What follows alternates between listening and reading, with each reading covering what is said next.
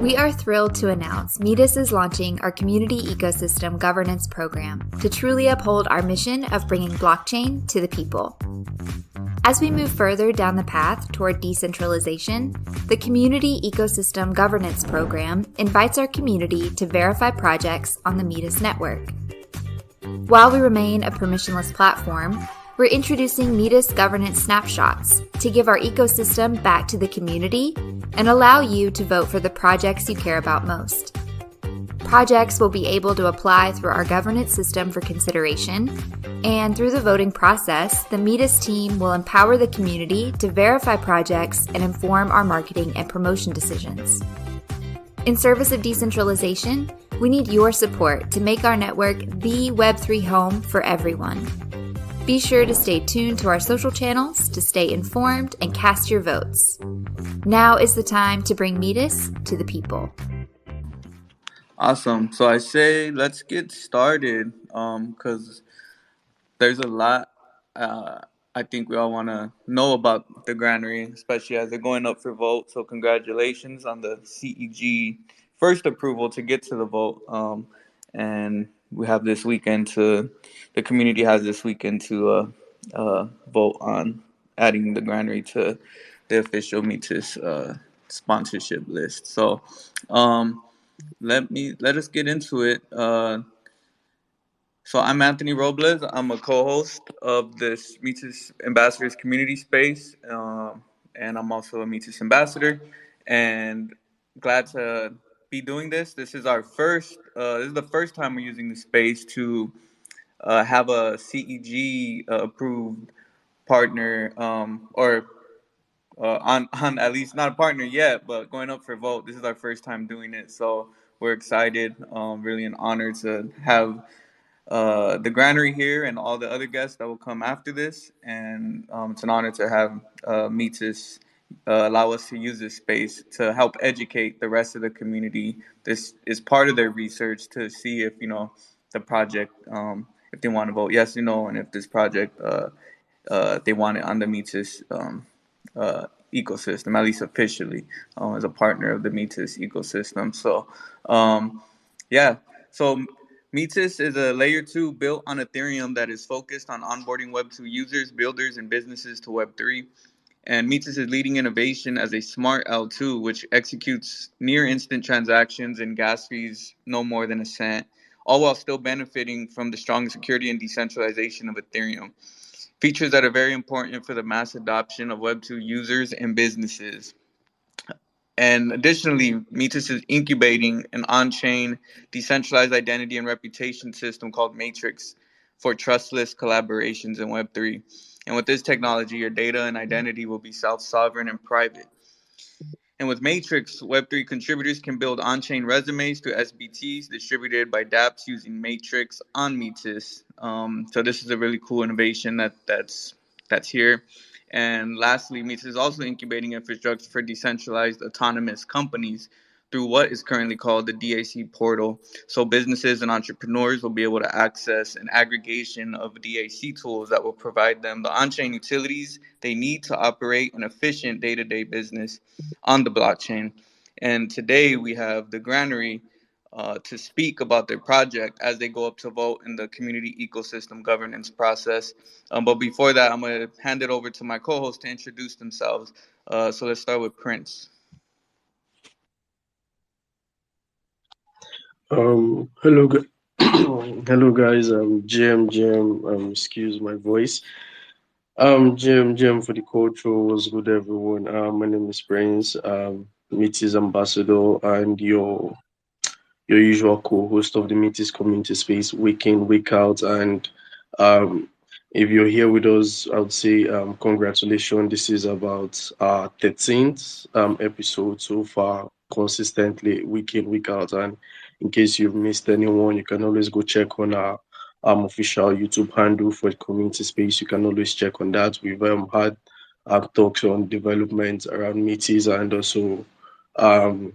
also had spaces with other projects on Metis too. So today we'll be having Granary. So like I said, my name is Prince. I'm a Metis ambassador and your co-host, and I welcome you guys to join us, and please feel free to connect with us, like um listening to what we're going to be discussing. Feel free to chip in your ideas, your suggestions, your questions. Feel free to because Granary is going to be going up for voting to join the Metis certified decent verified projects of Metis. So give them your best shot, like get to know what they are, and who knows, you might find some alpha. All right, so I'm just going to pass it to Ali to introduce himself too. Yeah, thank you, Prince. Good morning, good evening, good afternoon, everyone. Welcome to our weekly Metis Ambassador Space. And I would like to thank all of you for joining us every week and making this space so special. Uh, I'm Ali, co-host of Metis Ambassador Space. We do this space almost every week and invite projects to build around Metis. The idea is to make this an interactive session where everyone can chip in, as Prince mentioned earlier. Just feel free to come up with your ideas if you have any suggestions, since we will be having new CVG projects on board almost every week. You can just come in and if you have any questions, feel free to ask Granary. I was going through the Granary website and there was so much alpha that and we would be asking them soon in the space later session. Um, I just also want to give a shout out to my fellow ambassadors who do an amazing job every week.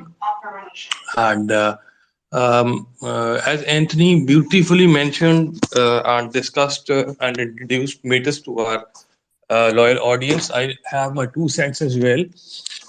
As far as Metis is concerned, it is the one of the only layer two solutions that is aiming for complete decentralization on both the organizational as well as the infrastructural level.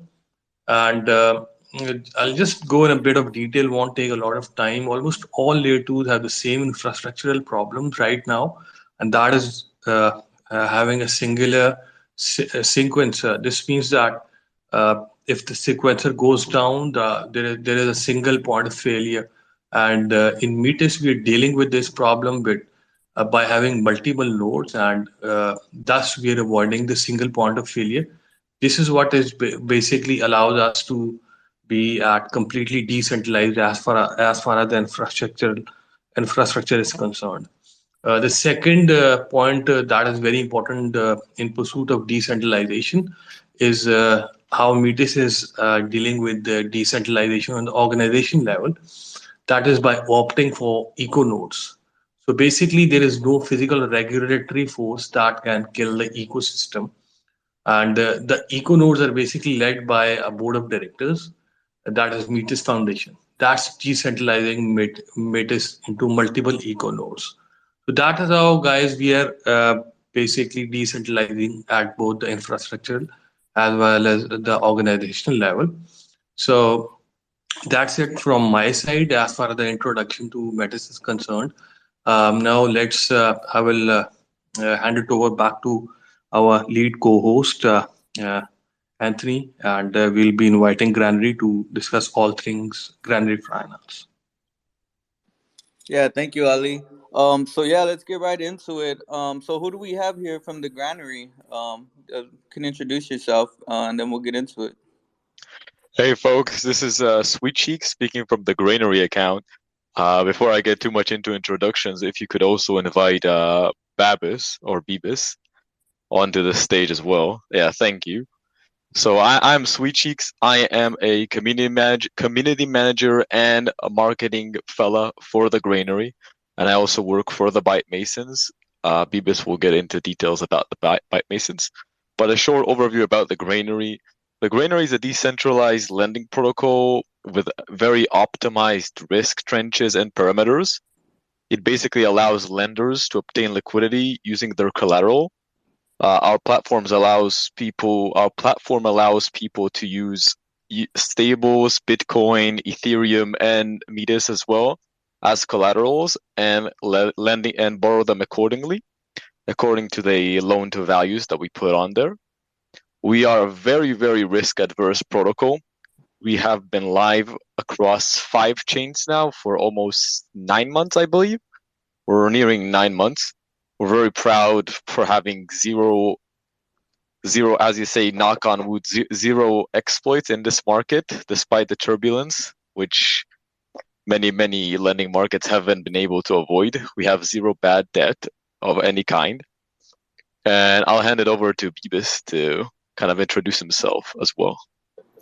Yeah, I think, piggybacking on your no bad debt comment, really speaks to the strength of the Granary team and our protocol design, where our users are never exposed. And I think probably the biggest example of that was on Harmony. When their bridge was hacked, you had every single lending protocol, including Aave, take on a bunch of bad debt during that event.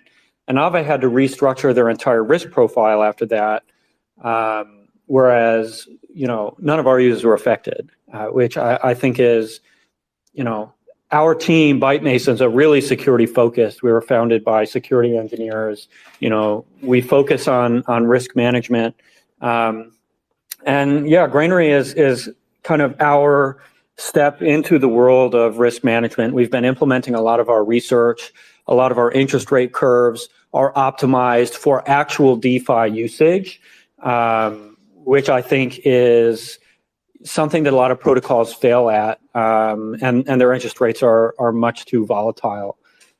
So yeah, I would say what you're getting is a really well optimized lending platform that is very friendly toward the end user and borrowers on top of that. And our fees are very low, et cetera. And I look forward to sharing some of our research for Granary V2, which I think will be super exciting for all of you. And we hope we can, really build a foundation on Metis and kind of continue development and continue pushing what exactly is possible with DeFi lending. But yeah, as far as the Byte Masons go, I'll give you a quick introduction. We are a Phantom native team. We're 29 strong at the moment. We have 16 senior engineers.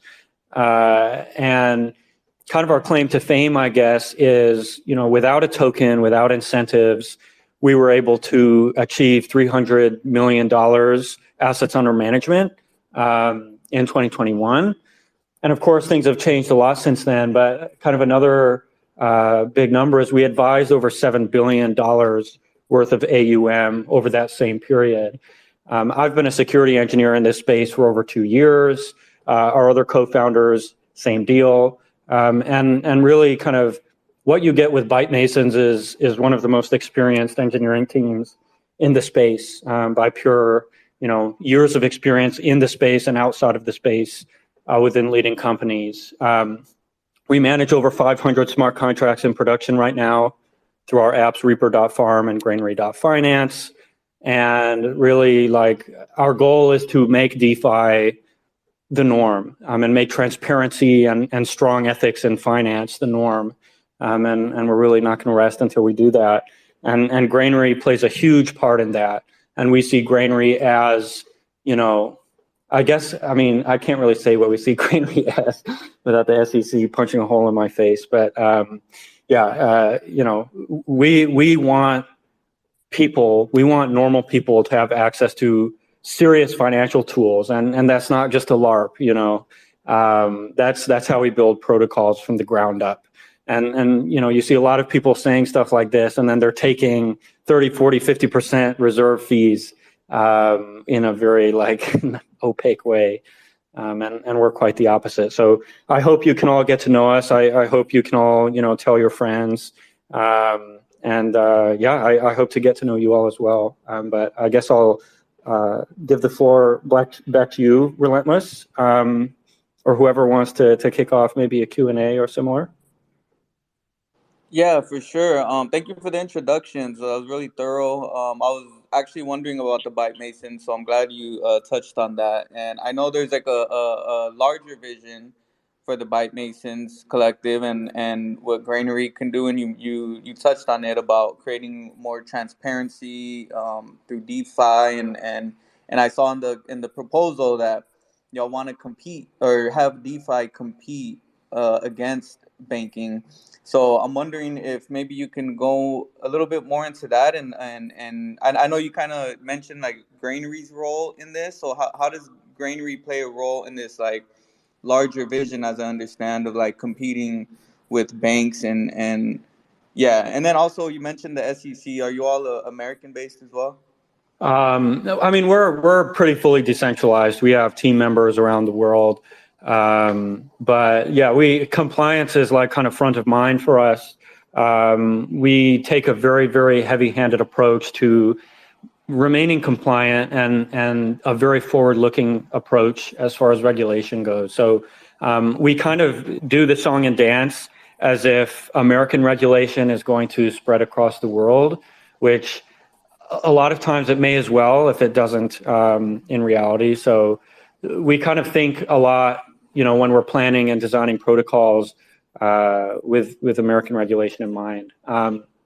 So to that end, kind of going to the competition with banking, I guess my favorite stat is the Aave stat because they're probably in our domain the biggest player.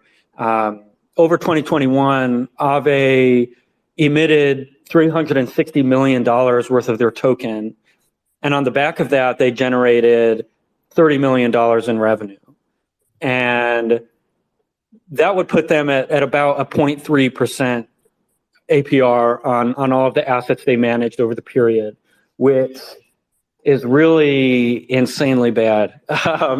So, we look at stats like that, and that's what you see across DeFi. So any DeFi protocol that exists right now is generally sitting at about those rates, except probably Uniswap. Although they make no money, if they turn on the fee, they've built a really, really sustainable capital base. Now, taking that a step further, the goal of our research is to take that 0.3% and raise it as much as possible without sacrificing the values of DeFi. So the values of DeFi, I would say, kind of the main value prop is that it's really elastic. So it can grow and shrink without bank runs, without people's money being put at risk. And we think that is probably its ultimate strength. That's its product market fit, is DeFi can scale up and down without relying on centralized parties. And that's really, really powerful. Now, that's where you get kind of your 0.3% revenue. I would say HSBC, for example, makes 6% on their $600+ billion of AUM. JP Morgan makes 3.5% on their $3.4 trillion of AUM. And what DeFi has shown is, though it can scale and is really elastic in terms of withdrawability, it is not the same as far as incentives, interest rate, and yield go. And the problem that has arisen from that is customers, market makers, and token holders are never aligned. And that is a massive, massive, massive problem. The whole reason tokens exist is to align incentives for everybody. But really what we see happening is, market makers, they just want to dump the token and realize a US dollar denominated profit. Okay. And then you have the takers or the users who don't care one way or the other. And then you have the token holders, which often kind of bear the brunt of all of this, growth expenditure. And it's everything is really spread out, and the DeFi thesis or the token thesis has been fairly well disproven at this point. And we see the reason for that being that these projects aren't sustainable. They're not generating enough revenue to offset these huge marketing expenditures. And the whole point of Granary and a lot of our research is to fight that narrative, one, through very careful expenditure of incentives. So we measure everything against kind of like an in-house standardized interest rate. So, there you have some capital efficiency from the protocol end. But when you push toward Granary V2 and some of our other products, we're able to generate 10 times the revenue, 20 times the revenue as the existing norm, and direct that all to token holders and to stakers and market makers. And the way we do that is by using the tech that comes with Reaper.farm and all the experience that comes with DeFi asset management.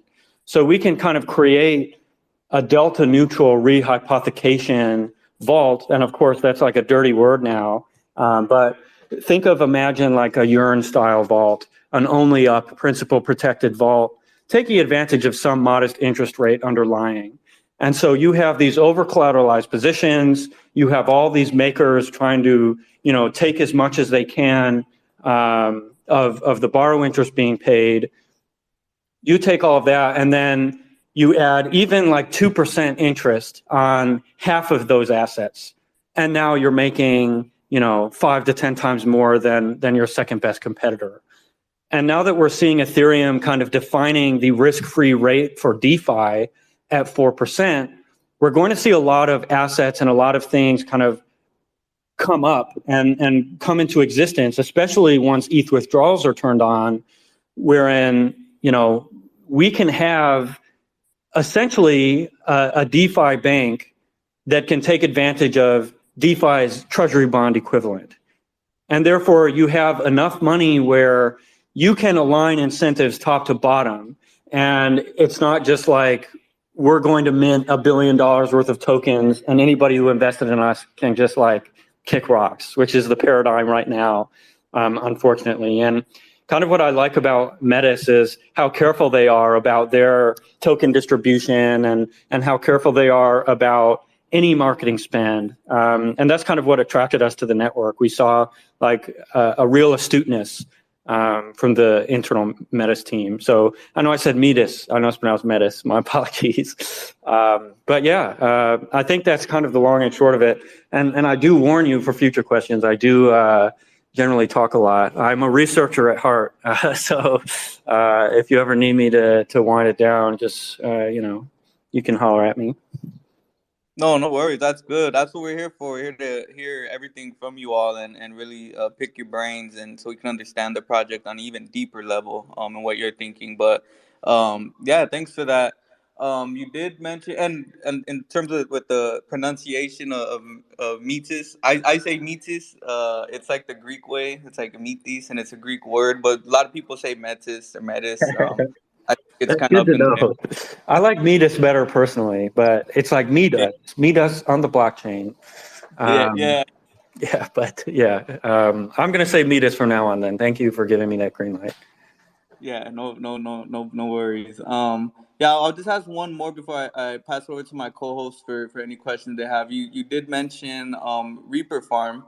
Sounds like a great Halloween movie, but I know it's not. So, can y'all explain how you use Reaper Farm and just let us all know what the benefit of Reaper Farm is and how it works? Yeah, so Reaper Farm really, I mean, I say Reaper Farm, but the technology goes a lot deeper and broader than that. So Reaper Farm is how everyday users can access our asset management vaults. Fairly typical, kind of we started as a Yearn v1 fork and have since grown into, a pretty novel technology set. Very, very efficient, probably more efficient than your favorite yield aggregator. And the cool thing about that app is it lets us develop the underlying tech, being the asset management technology. So I like to describe it as kind of like a security layer for DeFi, wherein you can put assets into a vault on Reaper, for example, and that vault can very effectively take care of all the accounting. It can take care of all of the security, and it can do it in a way that is very, very well battle tested. And now take this kind of modular set of vaults and strategies we have on Reaper, audited, battle tested for, quite a while in production, and then apply that to, DeFi in general. So think of it kind of like a sandwich, there's the Reaper vaults that exist above the protocol, and then there are the vaults that exist below the protocol. So above the protocol, we're talking about programming optimal behaviors. So if we have an investment strategy, executing a lot of DeFi investment strategies is time consuming. A lot of times it's complicated. For example, the average Reaper harvest can be anywhere from 15 to 50 transactions, which is pretty neat. And those are transactions we're taking out of the user's hand. And I think like really the cool thing for users is you can put assets in here. We take a lower fee than anybody else in the market. And we like Reaper because it takes their behavior and it turns it into the most profitable behavior, which benefits both them and the protocol as well, which is great. So you have kind of active management up top for retail to optimize their engagement with DeFi. And then talking about Reaper as, again, more of a security layer, more of a management layer underneath protocols to take all of these underutilized reserves and do something with them.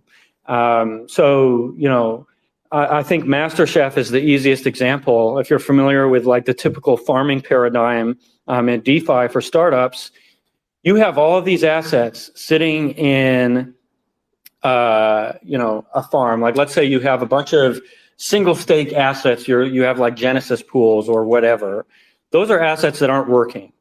And what Reaper allows you to do, or what our vault architecture allows you to do underlying, is put those to work in a very safe, principal protected manner. And when you're talking about lending protocols, which right now don't have product market fit in the broader finance world, you need to deposit, say, 150, 200% in collateral to take out a loan in a similar amount. On top of that, you have people adding assets just to farm the yield. So oftentimes, lending protocols are over collateralized by like 400%, which, you know, when you're talking about banking terms is insane. It's like, it makes absolutely no sense. And I mean, there's benefits to the fact that it is like extremely risk averse. It's not very complex. But thanks to all this work we've kind of put in on this vault architecture and the work we've put in on Granary, our work with Granary V2 is going to be in uniting those with Reaper kind of underlying, managing those assets.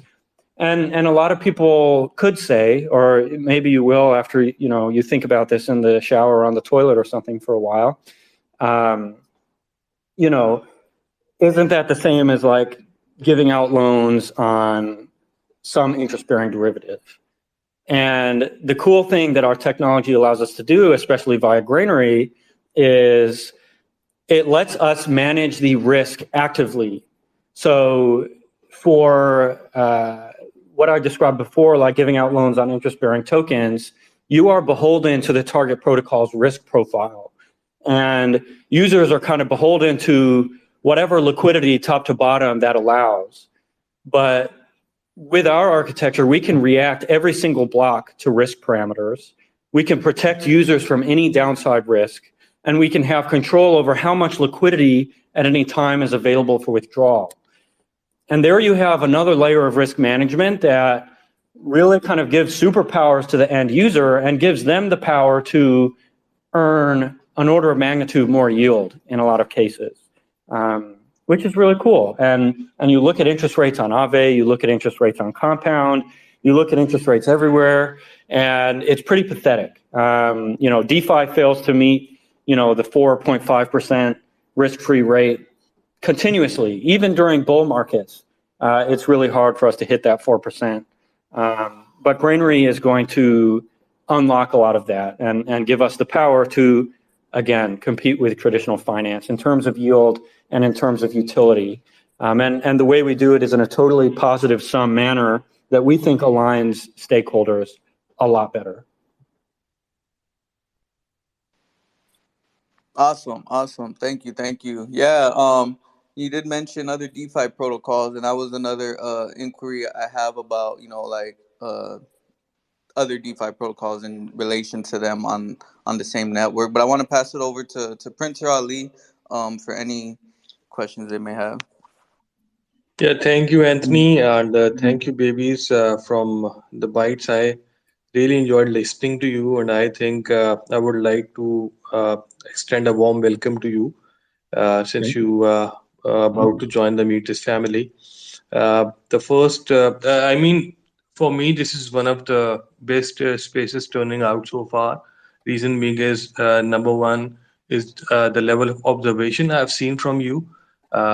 As far as the Metis is concerned, when you discussed about how Metis is very meticulous about its expenditure and it's no hype culture. Yeah, this is the only these are kind of things only insiders can appreciate normally, and it may take people some time to realize this, but you are exactly on point. Metis is very meticulous. We onboard projects after a great deal, and we try our level best to scrutinize every detail possible, and that is.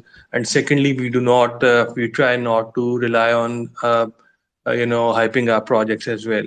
So I extend a warm welcome to you guys again. As far as what I've heard from you, I think I'm not a very great technical guy, but I loved your insight. What I understand is basically you're trying to bring a balance to the wild west of decentralized finance, and that is that is what DeFi needs right now. I think you understand.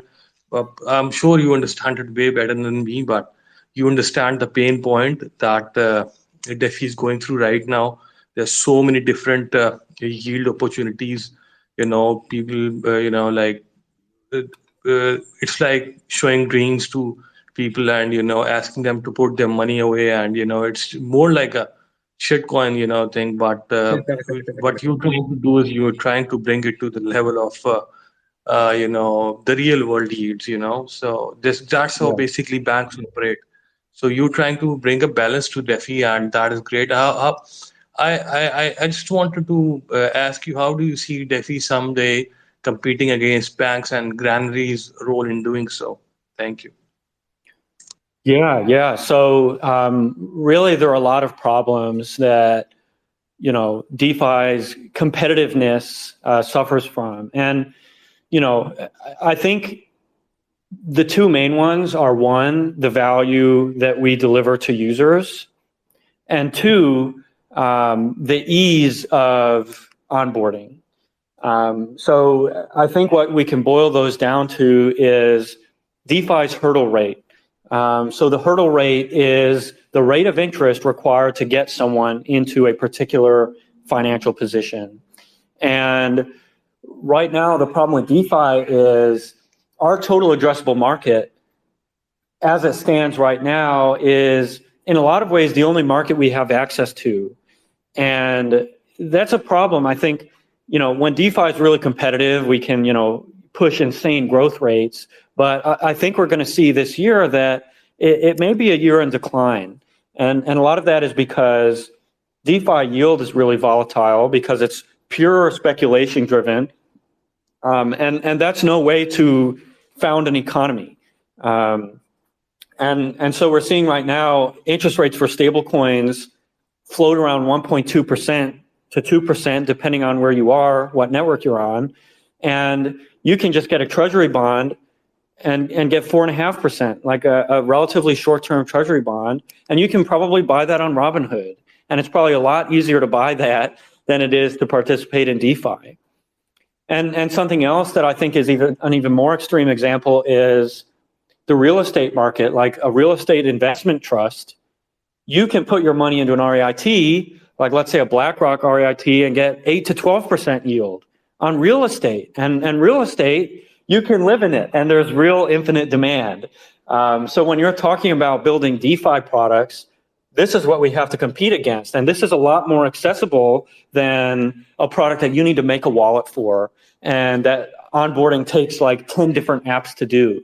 And so those in combination create a really kind of negative environment for DeFi. So one of the things we at Byte Masons have been working on for almost a year now is what we call the Moon protocol, when in reality it's a wallet abstraction that gives Web3 apps the power of Web2 apps.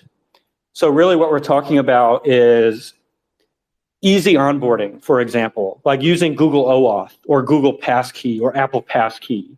So using some of the security infrastructure to manage wallets that are housed in a hardware database in the cloud. So something that's just as secure as having a ledger, managing that from the application layer so that users can get on super easy. And then another thing that's cool about our company is we're KYC'd with Coinbase. We have the operational infrastructure to actually access, Coinbase liquidity with a Coinbase API. So talking about on-ramping and off-ramping, I think is another really big one, and doing it in a way that's housed in a single app. So I think what centralized exchanges got right and what Celsius got right, unfortunately, is users were able to sign in with methods they were familiar with, and users were able to onboard right from the site. And they have their simplex widgets or what have you, and it's not perfect, but with the technology we're building, we can build apps that are natively like really, really high on the UX scale compared to other DeFi. So easy onboarding and off-ramping, really, really easy account creation, so wallet creation, using Google OAuth, using Apple Passkey, whatever, in ways that users are already used to. So being able to usher in, that next billion users that everybody talks about, right now that seems like a pipe dream, because if you've ever tried to make a wallet for a friend or heaven forbid your mom, you know how impossible it is and how many people can't even access DeFi because of the barrier to entry. And the result of that is the hurdle rates are way higher, and we need to pay way more in interest to get users onboarded. And that's where you see 30% APR on a single asset, over a year, 100% APR over the bull run, where, we need to go so crazy. We need to have these insane valuations. We need to have these absolutely insane, interest rates. And those cost money. Those cost us money. Those cost teams money. And really, we need to be working on creating a more friendly environment, a more risk-averse environment, and better products, so users are motivated in their own right to onboard to DeFi. That's where I see the problem being, and we're solving that in a bunch of different ways.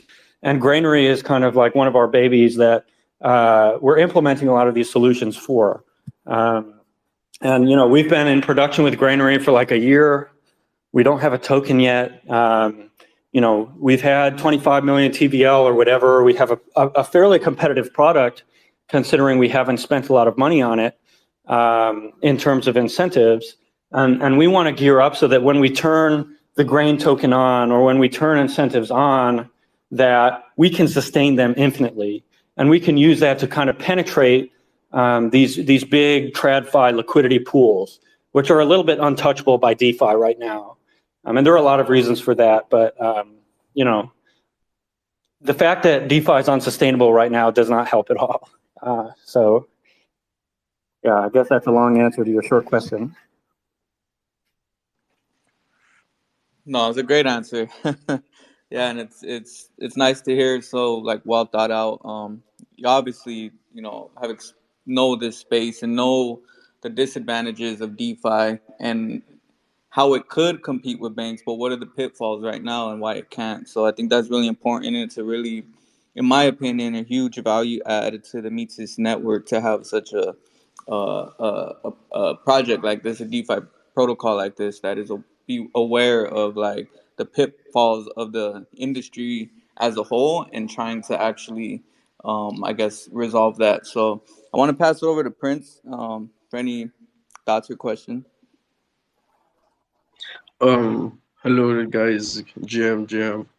So quickly, so I'm just gonna say thank you guys, Granary and Bytes Masons for coming up, and I've been quietly listening to your expose, your knowledge on DeFi generally, and man, I've more been learning than actually preparing questions to ask and contributions, etc. I mean, you have quite a deep knowledge on DeFi, so I say it's great to have knowledgeable builders like that, like this on Metis. So I don't know, quick one for me, yeah. First off, I think for me, or probably for most other people in the space, will be wondering, the headline of the space is AMA with Granary Finance, but somehow someone from Byte Masons have been talking and actually having the floor. So I don't know. I think like you should quickly clear up the ground, the difference between the byte missings and the granary. From what I've deduced so far, I think the byte missings are like a company like a lab, for instance, that deals in building protocols and DeFi products, and which Granary is actually one of the protocols used by byte missings. Yeah, am I right? Yeah, you're exactly right. All right, Yeah. sure. So it's more like, for instance, see Milestone Labs that build Sui, and see you got labs for the body, etc. All right, so that's cleared up. That's cleared up. I think, yeah, as I went through the protocol briefly on my own, and I think it's a really great one, yeah, to have on Metis. I think it's one of the first lending protocols we have on Metis, and that's really, really cool. So actually have questions. I noticed the green token is not live yet. Are there any ETAs for that? Yeah, so middle of Q1, we'll have that launch most likely. That's where it's tentatively planned right now, and really kind of what we'll be doing. We want to have the very first cross-chain liquidity generation event. So as we kind of push more toward the launch date, we're going to be looking at, okay, which networks do we have the most usership? Which networks do we have the largest user bases and the most AUM? And then, distribute incentives and start growing that way. And we see Metis in the past couple quarters really kind of showing some traction, which is hard to do when you're not emitting incentives, especially when you have something like Hummus, for example, paying a lot of incentives for stablecoin liquidity. So big ups to the Metis community for seeing the value in a lending platform, and I look forward to hopefully launching Grain on the network. I think that would be great. We're continuing a lot of talks through the CEG process and et cetera, to figure out, what it would take to fully deploy and get all of our apps on Metis. I look forward to, in the middle of Q1, hopefully giving all of you access to the Grain token and distributing on your network and seeding liquidity and all of that. All right, sure. Thank you very much for that. Should I say that alpha? So I guess we'll be looking forward to Q1. So also I noticed something while checking out the docs. Yeah, you said the Granary finance is actually inspired by the RV, like RV lending protocol. So I want to ask, is it more like a fork, like was it forked out from RV?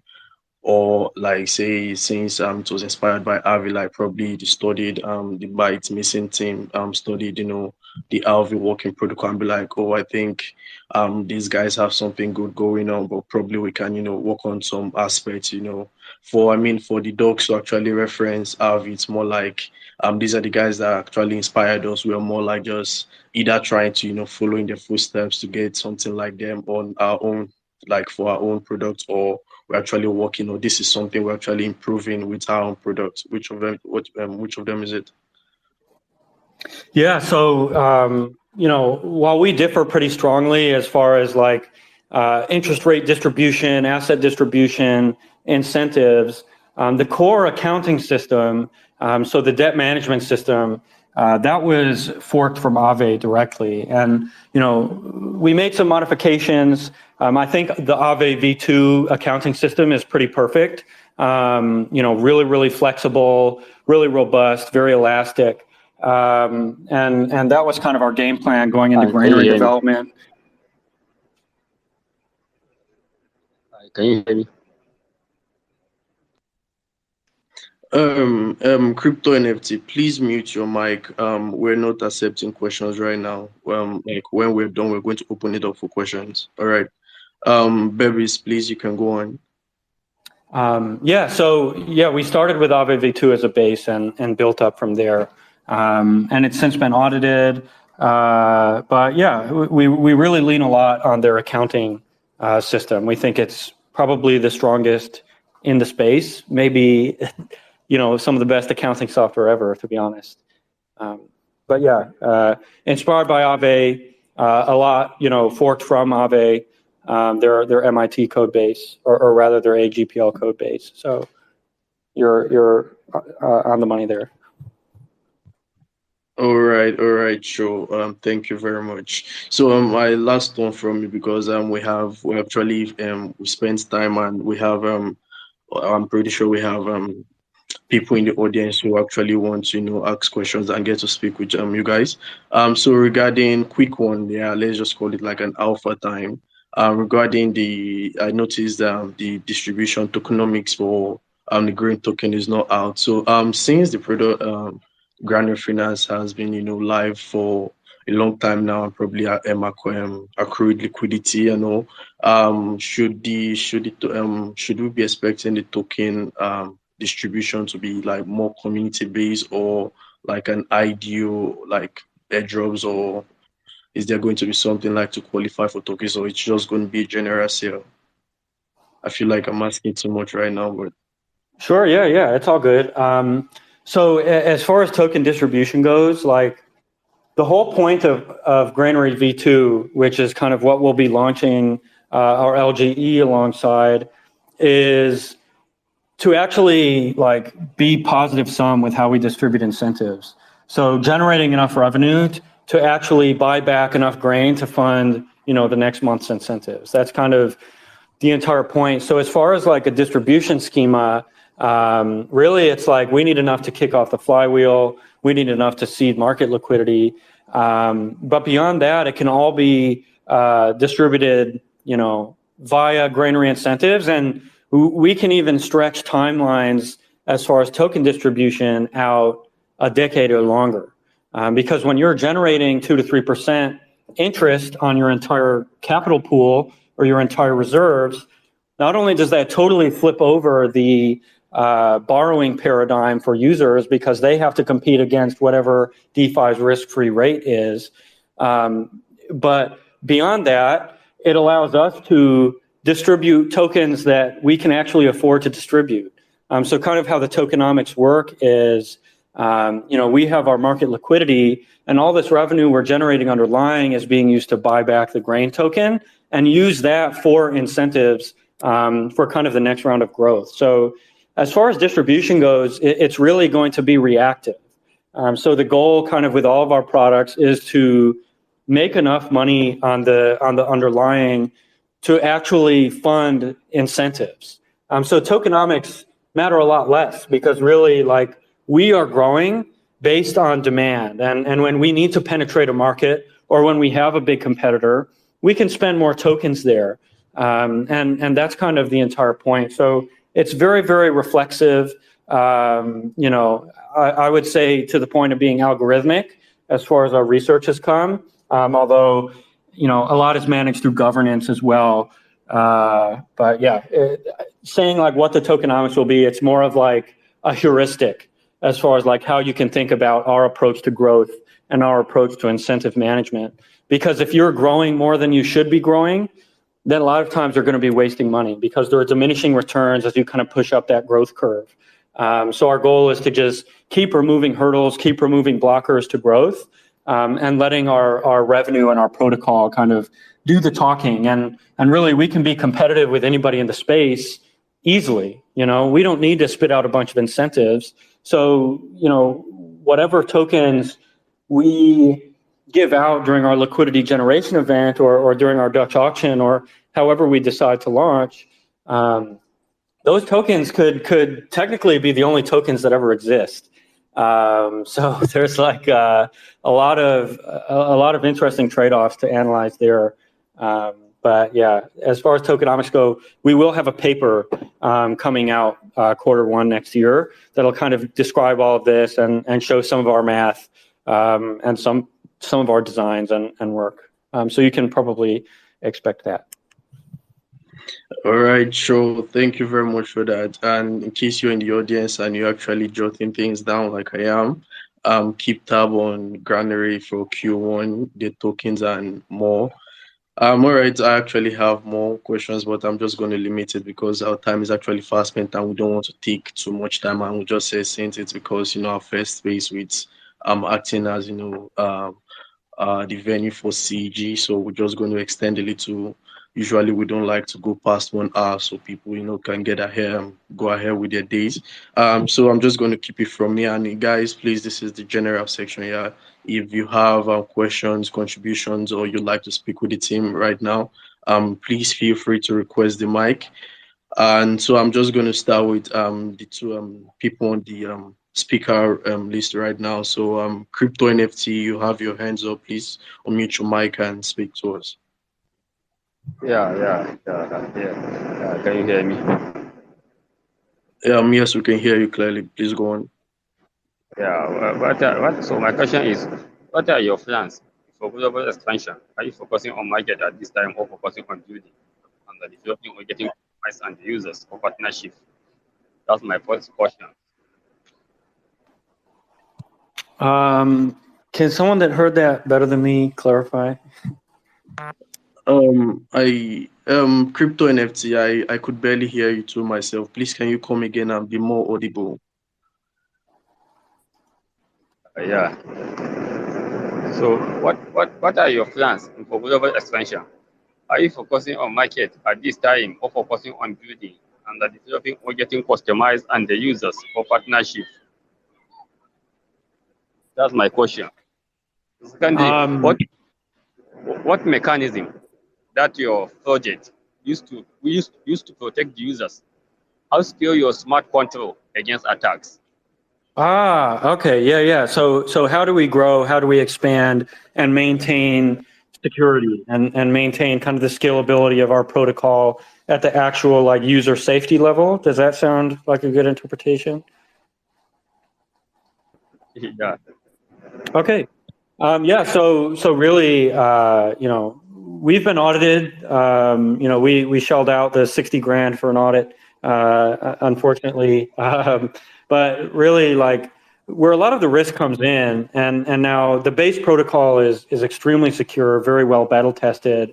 But as we start adding elements, so as we start adding things like asset management, as we start adding kind of these long pipelines of revenue generation, that's where things can get a little bit risky. So we've developed a system wherein we can create like a really, really secure ecosystem using kind of like a tree-shaped data structure. So by leveraging our Vault technology through Reaper, which is also very well battle tested, we can manage security and manage risk block by block across the entire pipeline. And then we can really scale exponentially as the child smart contracts feed risk parameters into the parents, and those parents help manage safety. And we do this with kind of a plug-in system, a strategy system, wherein a lot of the security is on the vault and on the protocol as opposed to the actual asset management arm. So we can get really scalable results, and then a focus on modularity and a focus on isolating risk parameters and isolating markets is also another approach we take. So I would expect a paper as well, Q1, kind of leading into the grain launch, kind of detailing our risk management strategy and as well our security strategy, because both are pretty different. But audits are a big one, of course. You always need to have your work peer reviewed. And then, taking a step beyond that, having really, really strong risk management systems that can scale infinitely, technically. Of course, we can't break the laws of physics, but with proper design, we can manage security very, very well from kind of a single choke point, if that makes sense. Yeah. So that's my last questions about NFT. All right. Yeah. So some gaming and NFT project are currently had been difficulties managing the numbers of NFT that are inflated in the market, causing their value to be influenced and damaged. So what is your plans to deal with NFT inflations? Well, in a lot of our apps now, we allow users to have a profile picture with an NFT. So that might be something that you can plug into eventually. We also like to play with NFTs a lot as access keys to beta software, things like that. So, we're pretty strictly DeFi. We're pretty strictly security focused. But we like to get in with NFT communities and give them some fun stuff to look forward to. Yeah, so thank you so much. Thank you very much for answering my question. You're welcome. Nice. All right. All right, thank you very much, Crypto NFT, for that. So we're just going to go straight to the next person. I see Denzo's hand up, but I think Metis chat actually came up first. So I'm just going to give it to Metis chat, and after that, Denzo. So Metis chat, please unmute your mic and speak to us. Don't cry, Denzo. Don't cry. Hi, Denzel. How's it going, guys? Yeah, it's going Yo. good. I'm very happy that we are having this space actually. Um, I think I wrote about Granary Finance when the community were asking what lending protocol is available on Metis, and they were just tired of waiting for Ave to launch on Metis. So I kind of took it upon myself to introduce Granary Finance to the community, and I'm very glad that you guys already submitted a proposal to verify the project on Metis CVP. So the space has been great so far, and I really like the in-depth knowledge that the CEO has provided to the Metis ambassadors. Great job, guys. So I wanted to ask a question about token. I think that's an alpha, but I think you've answered satisfactorily all the question I've had about the token launch. So I think I'll write that down and make sure I use Granary Finance. Thank you, guys. All right, sure. Thank you very much for that, Metis. You're very welcome. All right. So Denzo, please, you can go ahead. Hey, I just have two quick questions. Nice to see Byte Masons come from Phantom. I used to be in Phantom myself. The first one is I know you guys have a lot of projects under you guys. So how many total projects do you guys have under you guys for Byte Masons? We have 5, 2 in production right now, 2 in closed beta, and 1 in kind of the latter stages of development. But 5 total we've been working on for about a year now. Oh, okay. And then actually now I have 2 more questions. So you guys said you're cross-chain. So you guys are only coming from Phantom and that's it? Or have you guys been on other ecosystems or blockchains? Yeah, we're on Phantom, Ethereum, Arbitrum, Optimism, BSC, Metis, of course, Metis. Am I missing any? We're on Avalanche like a little bit. But yeah, we're kind of all over the place. But really, like, we focus in on one network or 2 networks at a time. So right now, we're a top 10 project on Optimism. We're a top 20 project on Phantom. And now we're kind of looking toward Arbitrum, looking toward Metis, looking toward BSC for our kind of next growth push. So yeah, hopefully, like we can be. I mean, I think we can be the #1 project on Metis, depending on the amount of support we can get. But yeah, we're searching for our next like top 10 venture here. Nice. Cool, Nice. cool. Oh, by the way, I asked myself if it was Metis or Metis, and I guess there's an actual YouTube video talking about it's Metis. They have a video saying there's me and Metis, just FYI. Metis. Thank you. And so my last question is, so you know that Aave is coming soon, and so I'm just curious, like, what do you guys have that you guys can, I guess, advertise or market that makes you different from them? Because I know a lot of people, they prefer Aave because, you know, it's like the big dog when it comes to like lending protocols. I know earlier you said you guys are talking about like safety and how you guys didn't get affected by the Harmony Bridge hack. I know that Reaperify didn't get screwed over like Grim Finance did over in Phantom. So like, what would be like your marketing points that makes you stand out over Aave? I mean, really, I think the big one is we care more and we're less expensive. Is like the reality. Now, I don't know if we can have such a heavy hand marketing against a competitor like that, but the reality is our interest rates are way better suited for DeFi. We're way more plugged into DeFi. We have more engineers willing to work harder and longer than they have. So, I mean, to me, it's a little bit of a no-brainer. Really, with Aave, you get the Aave name, which is huge, but it's tremendously expensive, and it costs users a lot. It costs networks a lot, and I think waiting for Aave, especially when they totally reconfigured their risk profile. On Phantom, you remember we were waiting for Aave a year, and then they just sunsetted their Phantom deployment. So really, we're here. We're willing to work hard, and I think in a lot of ways our product is better than Aave's at the protocol level. So I think we can deliver an insane amount of value to the Metis ecosystem at a price that users can feel good about, and that protocols can feel good about.